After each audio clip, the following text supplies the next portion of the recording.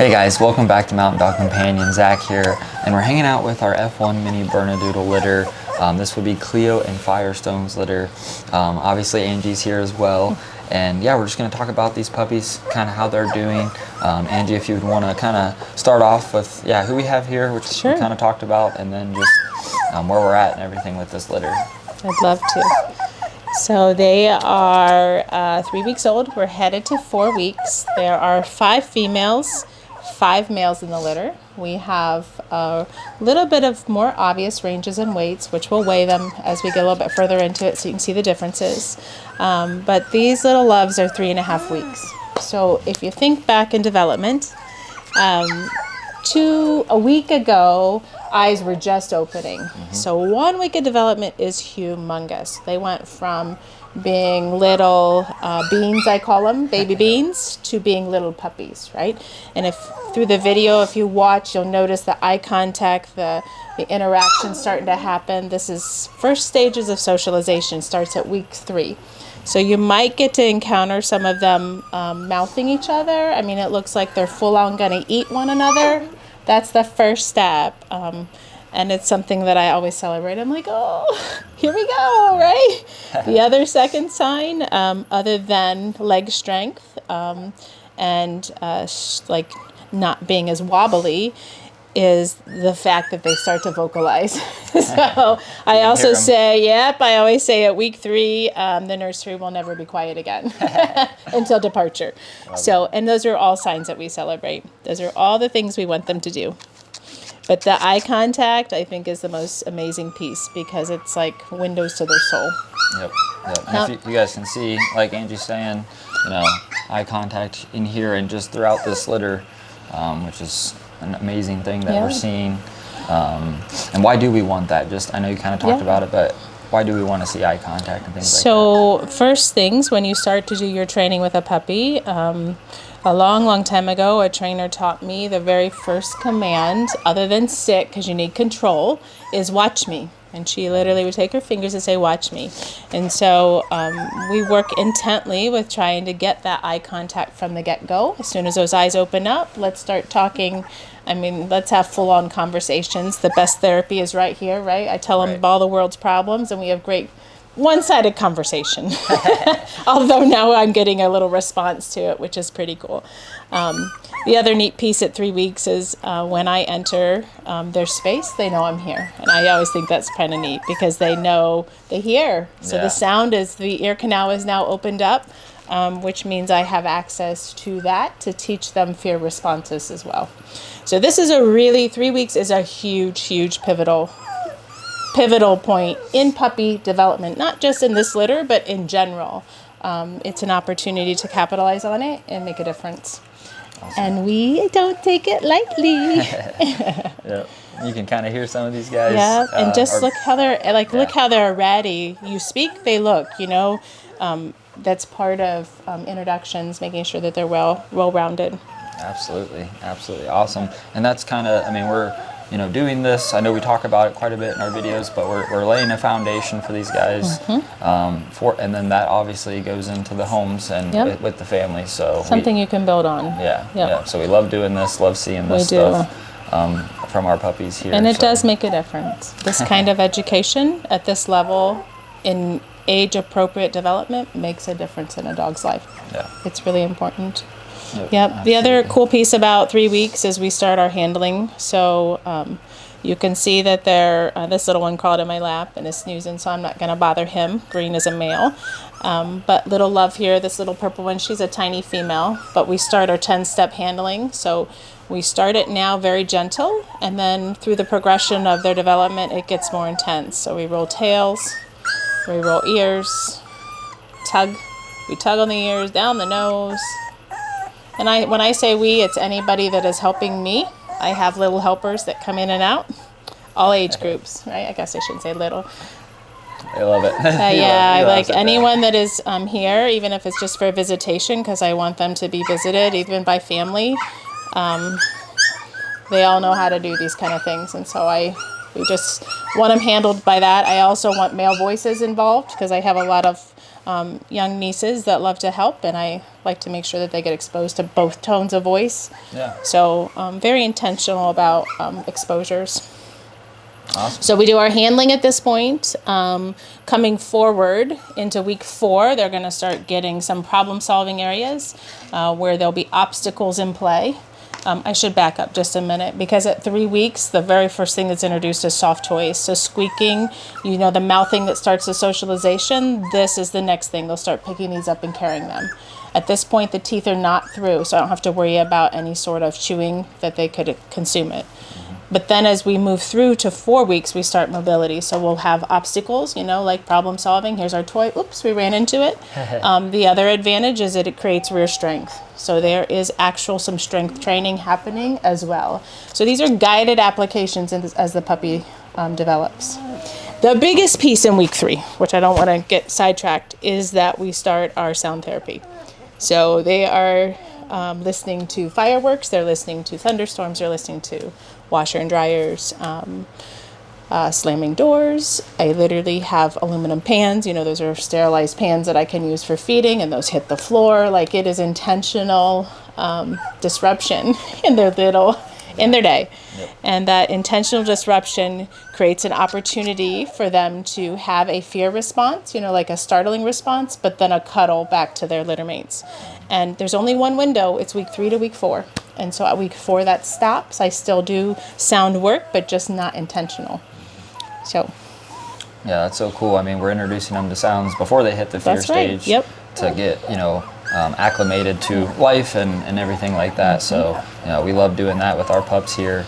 And yeah, kind of like Angie said at the beginning, though, we have kind of some different ranges of weights. We have some smaller females, larger females, and I think we're gonna do some weights yeah. for you guys here.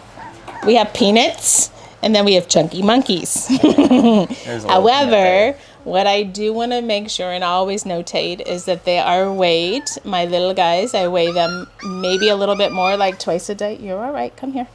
I weigh them twice a day just to make sure that we are gaining after each feeding and that they're charting appropriate. So even though he's a tiny little peanut, he is right on track. He's gaining just like he should. Awesome. She may be gaining 0.10, like almost a pound a day. He might be gaining 3 ounces, but I do the averages and make sure he's gaining for him, right? Mm-hmm. Everybody's build is different. Puppies are the same. So this is little guy. He weighs today 1.71. I remember when he weighed 0.70. Yes. He's a cute little guy. Yeah, he's little. And he's mini. You can see like his little back and everything is, he's proportional. So it's all good. And yep. Other this is Missy. spectrum. Yep, that's my chunky monkey. She's definitely has probably some strength at the milk bar. so there is. She's 3.58, so she's almost double his size. Yep. She is the largest. There is also intentional feeding that happens. So my little guys get a little extra. I supplement. But I also regulate a little bit how much she gets, so she doesn't always get first access. When I'm sleeping at night, she does, so I'm sure she takes good care of herself. But trust me, my little ones know how to get it as well. Yeah, they're just I know, what's wrong? Come here, sweetie. Yeah, so we do our handling. They get nail trimming at this point. We do palpitation of the paws, making sure they're ready for grooming. All of those things to imprint and create puppies with strong foundations. Yep. Yeah. Absolutely. And we do it all with love. All with love. Absolutely. Yeah, we love our puppies. That's we for sure. do. Yeah. I mean, how can you not look at that? Look at how cute that is. He's just it's the best right therapy. I'm telling you. This is, it's wonderful. Wonderful. Do maybe one more. I think this is a little bit larger. Yeah, he's one of the bigger males. Bigger males there. He is. Mr. Black. His black collar. Which I believe you have names for them, right? We do, yeah. On the website. I just don't have them memorized yet. See the collars, kind of follow along with the website and everything. 2.86.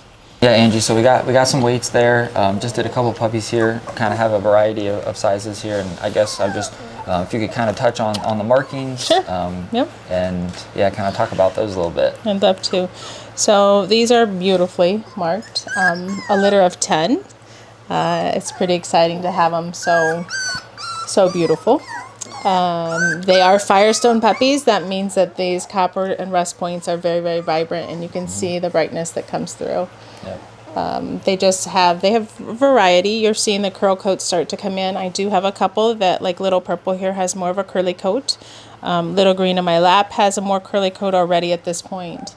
There are a few with a little straighter. That curl will come in. It just won't be as intense. As F1s, you get that. And this icon is phenomenal. Like, pretty proud of little Peanut. Yeah. I don't know what your name is, but we should call you Peanut, huh?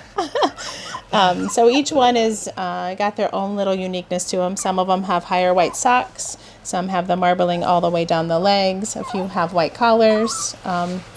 A few have the black that's all the way around the back of the neck.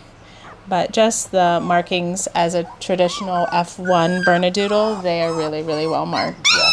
Got the copper points, the nice eyebrows. I like to call them the rusty butts. Always a little rusty butts in the back. I know, you had to grunt on that, didn't you? I'm sorry. I love his face and the side of him. Yeah. Got that A couple really of them nice have the mahogany. creeping tan here coming up the side, so Yeah. that rust points are coming up towards the nose. This little Peanut here has probably the most white of him. He has the most white on his forehead. And some of that he just needs to grow too. We hear you. We hear you back here. We'll you're get a little you. vocal. We'll get you. Ready for lunchtime, probably. That's another point. At week 4, we start puppy mush, so that's when things get a little messy. It's messy for a couple of days until they get the hang of it and don't dip their entire body into it.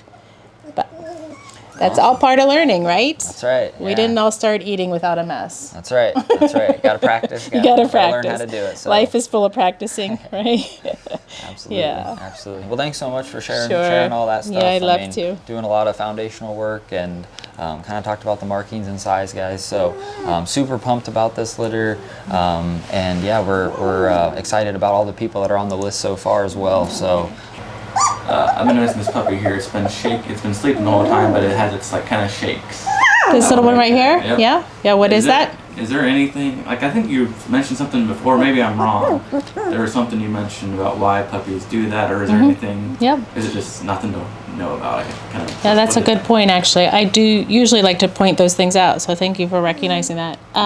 At 3 weeks, so from birth to 3 weeks, actually 1 to 2 weeks, there is a lot of that.